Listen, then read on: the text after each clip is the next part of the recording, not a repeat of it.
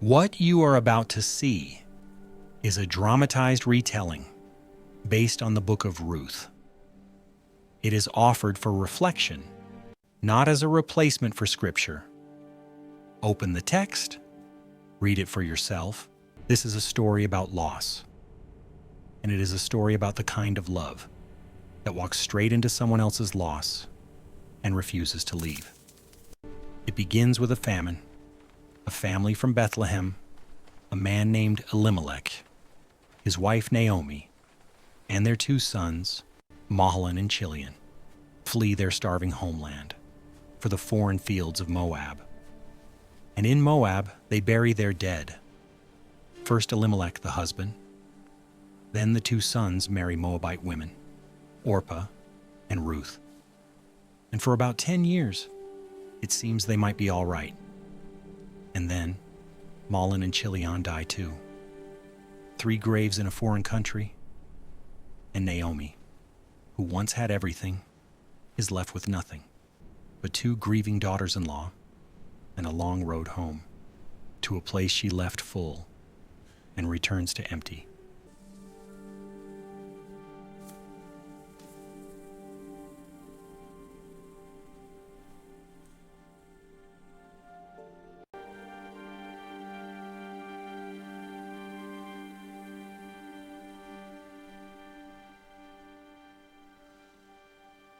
On the road back toward Bethlehem, Naomi stopped, and she turned to her 2 daughters-in-law and told them to go home. "Go back," she said. Go back. Back to your mothers, back to Moab, back to a chance at a new life. Go back, my daughters. I'm too old to give you new husbands. I have nothing left to offer you." And she was right. Staying with Naomi made no sense. No security, no future, no reason. And so Orpah, weeping and without any blame, kissed her mother-in-law goodbye, and went home. But Ruth clung to her, and she said the words that have echoed for 3,000 years. "Where you go, I will go. Where you stay, I will stay. Your people will be my people, and your God, my God." When the 2 women reached Bethlehem, the whole town stirred. "Is this Naomi?" the women whispered. "Can this really be her?" Because the woman who had left years before, full with a husband and sons and a future, had come back a shadow. And Naomi said something heartbreaking. Do not call me. "Do not call me Naomi," she told them. Call me Mara. Naomi means pleasant. For the night who has made my life very Call me Mara, which means bitter. I went out For the full, Almighty has dealt bitterly with me. and the Lord hath I brought went me out home full, again. and the Lord has brought me back empty. This is important.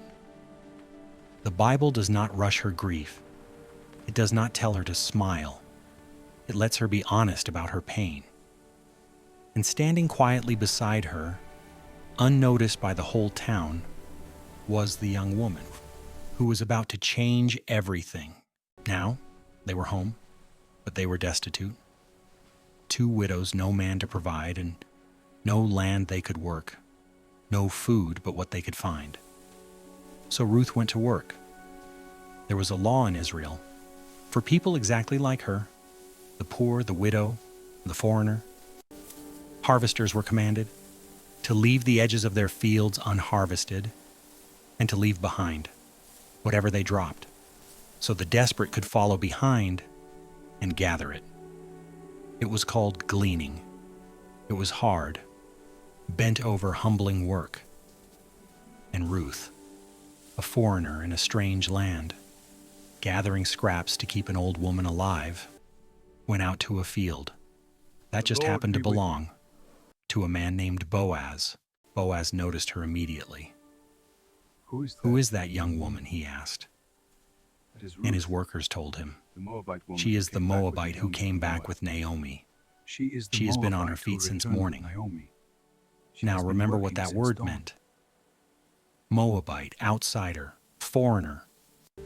A woman most men would have ignored. "Stay here, or my worse. daughter.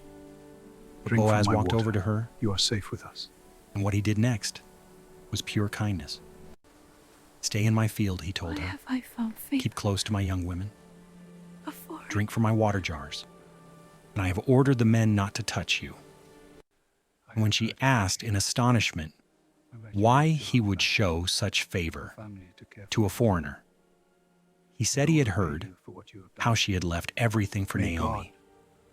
May you be rewarded, he said, by the God under whose wings you have come to take refuge. Boaz did more than protect her. At mealtime, he called her over. Come eat some bread and dip your piece in the wine vinegar. And he passed her roasted grain Pull extra from your with his own bundles. hand Let them fall until she for was her. full, with some left over. And he quietly told his men to pull out extra stalks on purpose and leave them for her.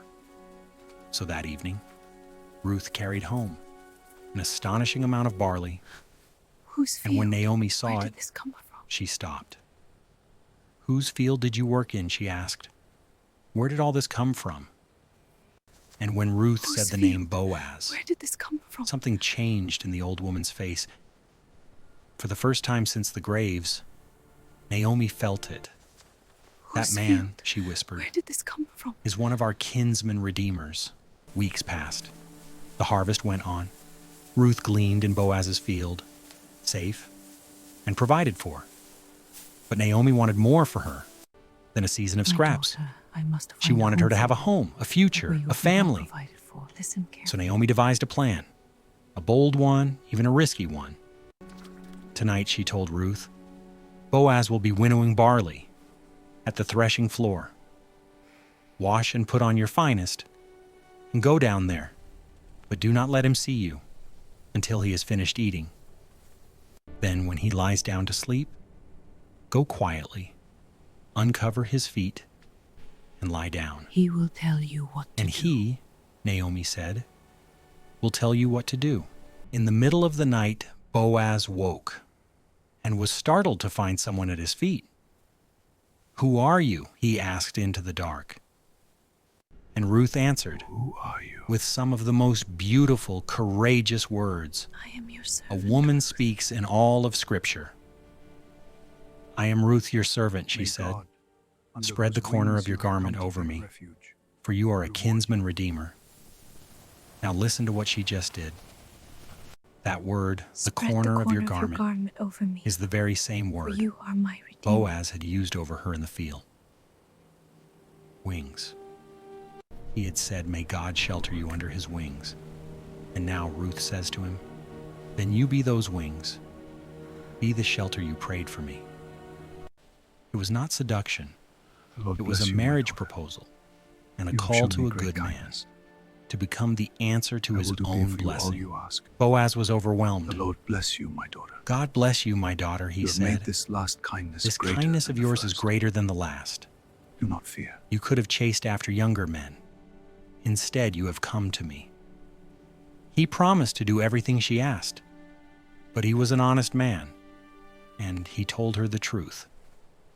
There was another You relative, chose me, one even closer than he not the was, younger men, but me. who had the first right to redeem them.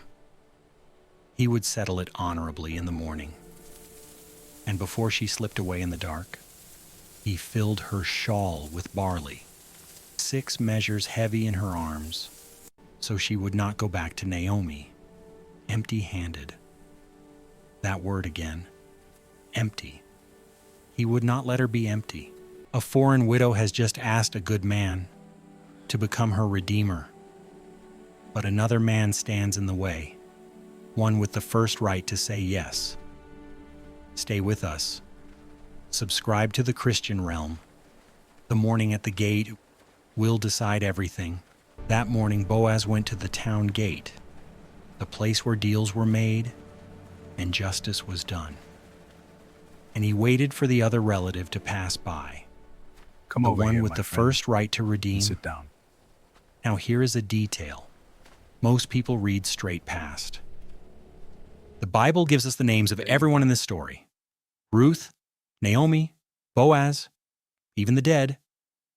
But this man, this nearer relative, is never I named. cannot redeem it. Boaz calls him in Lest I Hebrew ruin my own inheritance. something like so and so. Mr. Such and Such. Because when the moment came to sacrifice, for someone who could give him nothing back, he said no. And the storyteller very deliberately erased his name from history. The man who would not redeem is remembered only as the man with no name. So Boaz stood before the elders I have and redeemed all the people Naomi's at the gate, family, and he declared it and openly. I will take Ruth as my Today wife. he said, "You are witnesses. Ruth, I have the bought Moabite, all that belonged to Naomi's family, my wife. and I have taken Ruth the Moabite, the widow of Mahlon, to be my wife, I have acquired the wife to of raise the up dead, the name of the dead to over raise his up the name of the inheritance, dead over his land, so his name will not so disappear his name will not from vanish among from his memory. people." He did not hide her past. He did not soften it. He said her name and her people with honor in front of everyone. "Ruth the Moabite, my May your wife." house be like the house of Perez, And the whole town blessed whom them. Tamar bore. "May the Lord make this woman," they said, "like Rachel and Leah, who together built the house of Israel.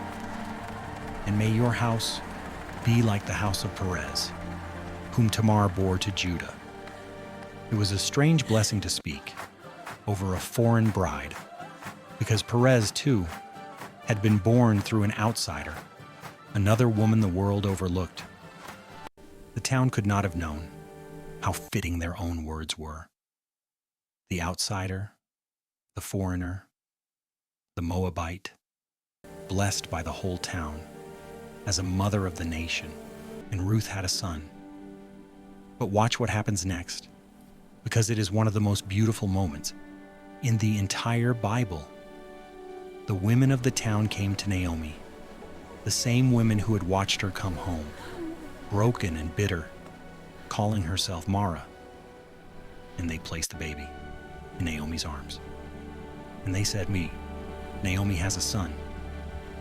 Not Ruth, Naomi, the empty woman, the one who said God had taken everything. "Blessed be the Lord," the women said, "who has not left you without a redeemer. And your daughter-in-law, who loves you, Your she is worth daughter-in-law more who to loves you is than worth more 7 than seven sons." sons. The woman who came home empty sat with a child in her lap and was full.